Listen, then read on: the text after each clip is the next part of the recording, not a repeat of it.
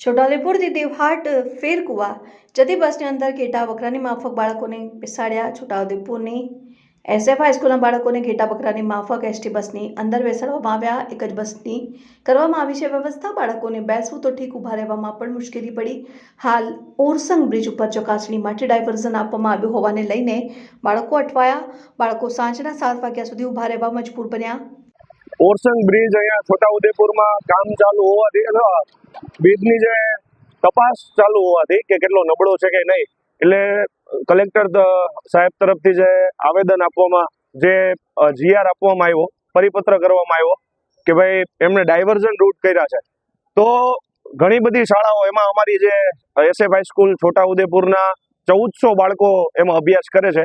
એમાંથી મોટા ભાગના બાળકો અહીંયાથી 40 થી 50 કિલોમીટર દૂરથી અહીંયા આવે છે. તો એમના માટે આજે કોઈ વૈકલ્પિક વ્યવસ્થા જ હતી નહીં.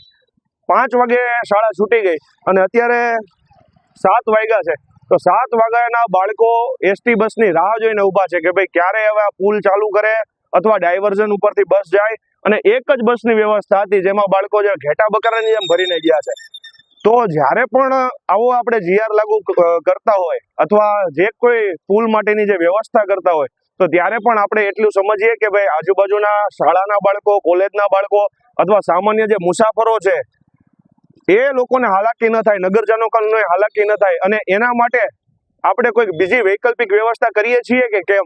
તો આવી વૈકલ્પિક વ્યવસ્થા ન હોવાના અભાવે અત્યારે અમે અમારી સામે જોયું કે બાળકો આખી બસ ખીચ ભરીને ગઈ, જેમાં એને બેસવાની તો શું, ઊભા રહેવાની પણ વ્યવસ્થા નહોતી. હવે આ બસ આગળ જાય અને કંઈક નાની મોટી દુર્ઘટના બને તો એના માટે જવાબદાર કોણ?